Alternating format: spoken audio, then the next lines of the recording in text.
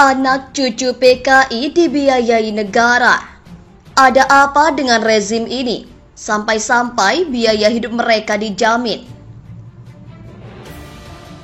Anak cucu PKI dibiayai negara. Dr. Mulyadi, bayar THR ASN saja dicicil sok-sokan. Demokrasi.id.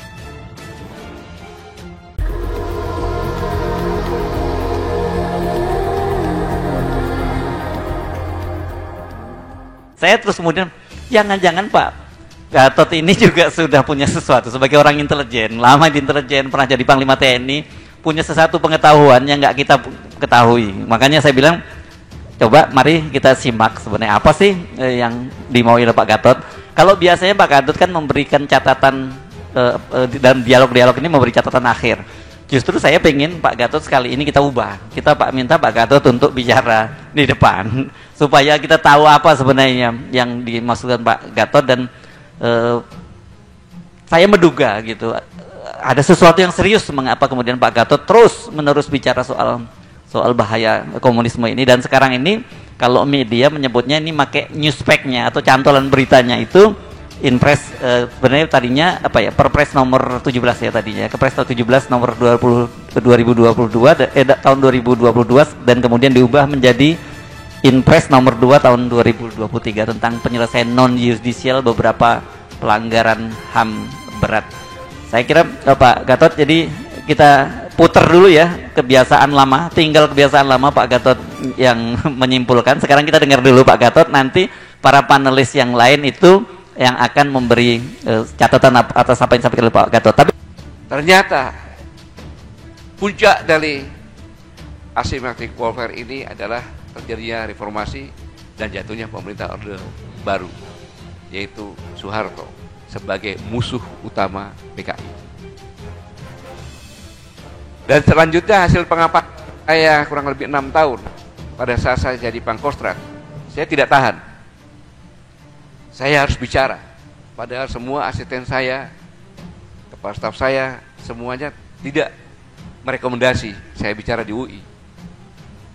Karena selama ini belum pernah ada TNI yang bicara di sana. Tapi karena saya sudah tidak tahan, akhirnya saya harus bicara. Pada saat itu 10 Maret 2014 saya bicara tentang proxy war. Sebenarnya singkatnya saja, proxy war itu adalah perang yang untuk membangun kekuatan sosial politik, social power dan politik power. Di mana pada saat saya di UI, saya bertanya kepada mahasiswa, ada strata sarjana dan pasca sarjana waktu itu ada sekitar 5 ribuan. Apabila saudara-saudara menjadi presiden di suatu negara dan mendapat masukan dari para ahli semuanya bahwa 25 tahun yang akan datang negara kita ini akan rawan krisis pangan, energi, air, ekonomi. Dan negara Indonesia adalah suatu negara yang bisa menyelamatkan kita semuanya karena punya apa-apa semuanya ada di sana. Saya tanya, sebagai seorang presiden, kamu melihat Indonesia seperti ini, apa yang kamu lakukan terhadap Indonesia? Ada yang mengatakan serang, jajah dia dan sebagainya. Tapi menarik. Artinya apa? Dalam konteks sekarang hilang. Tapi apakah masyarakat membuat ruang buat dia untuk bangkit kembali? Kemungkinan itu bisa terjadi. Kalau masyarakatnya membuka ruang itu. Kalau enggak ya enggak. Kalau enggak ya. Nah, itu kan hal yang harus kita pikirkan sebenarnya adalah bagaimana seharusnya kita menjadi sebuah bangsa yang memahami apa maksud kita merdeka. Kan persoalannya itu. Kita mau hidup bersama di dalam sebuah negara merdeka dengan tatanan-tatanan yang sudah jelas.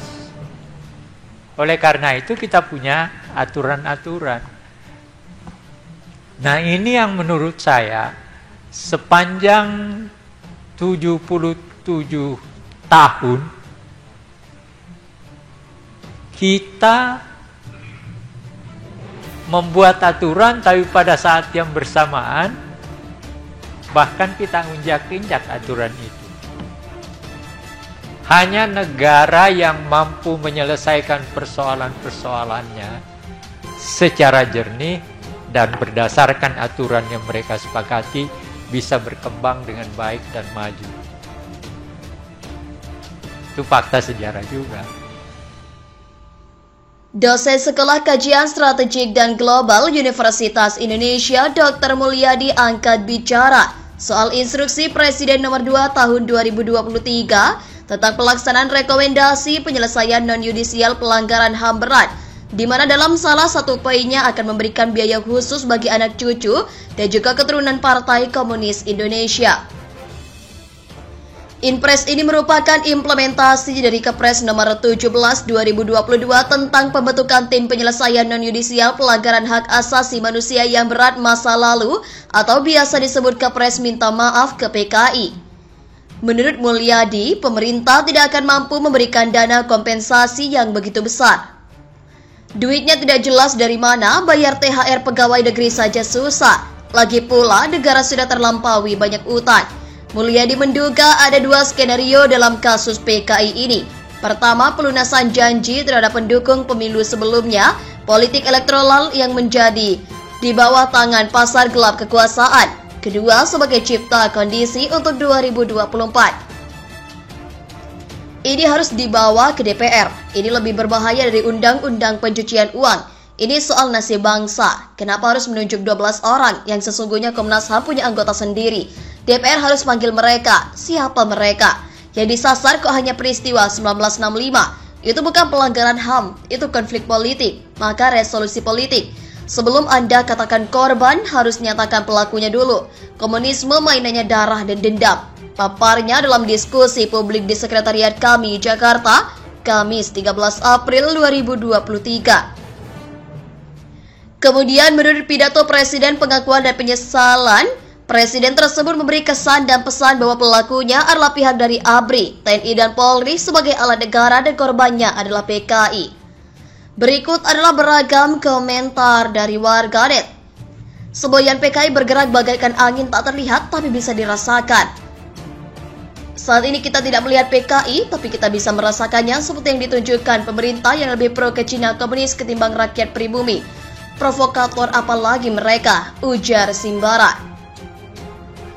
Anak bangsa, ulama, keluarga Sultan Melayu dan umat Islam yang dibantai oleh PKI tidak diurus oleh negara. Hanya PKI yang diuruskan anjing kalau gini. Cinta mati sama anak cucu PKI sampai jamin biaya hidup mereka, ucap Muslim anti PKI. Suaranya kecil tapi karena dibantu oleh kaum munafik, PKI gaya baru merajalela. What the fuck? Buat apa? Timpal nasi aki. Mohon pada pihak terkait, pihak yang berwajib dan pihak yang bersangkutan untuk mengklarifikasi kebenaran berita ini. Kami hanya belajar dan memberitakan, Andalah yang memutuskan.